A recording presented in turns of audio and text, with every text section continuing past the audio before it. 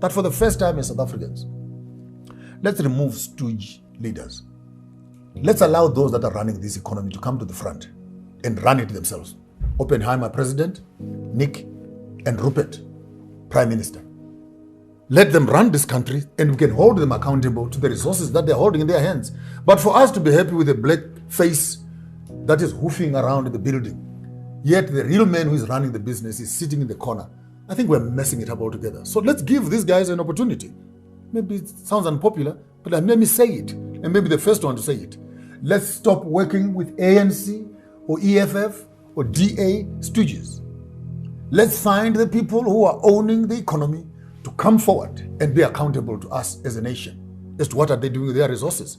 Because this whole thing of working, you think you're dealing with America, you think you're dealing with France, but how come even when a president changes, the agenda does not change? Why?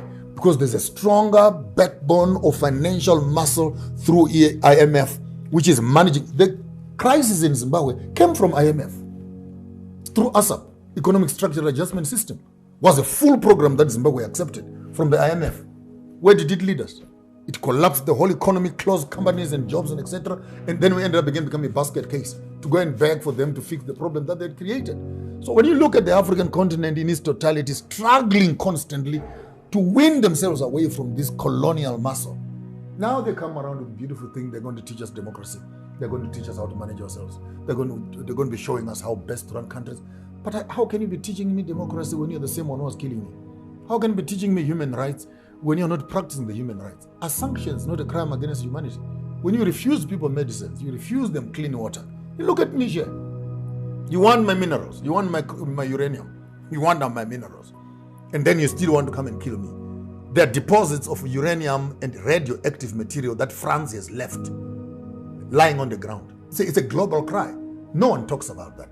The Chad Dam is drying up. No one is talking about that. The Americans put their base in Niger to manage the ECOWAS. But no one is talking about that. The young man comes out, Tory, and says, enough is enough. Let's close this thing up. You want uranium? You're going to put a power station here. Then I can switch it on and switch it off when I want to. That's power for me.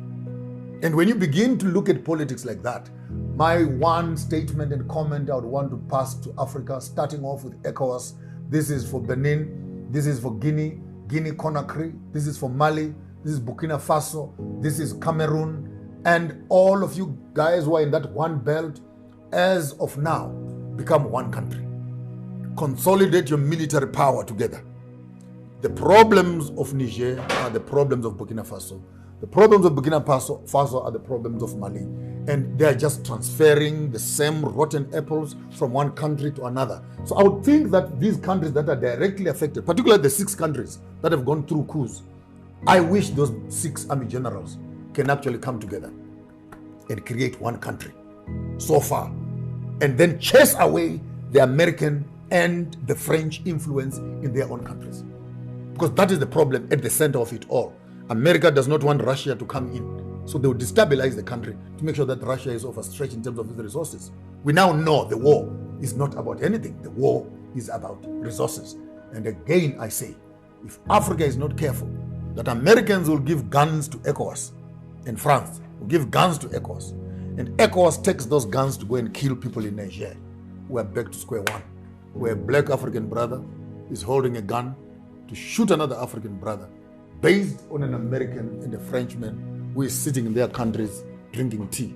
So while we as Africans are sitting in the graveyard and crying for the passing away of each other, the Americans and the French are at the bank signing checks as to what are the spoils of war.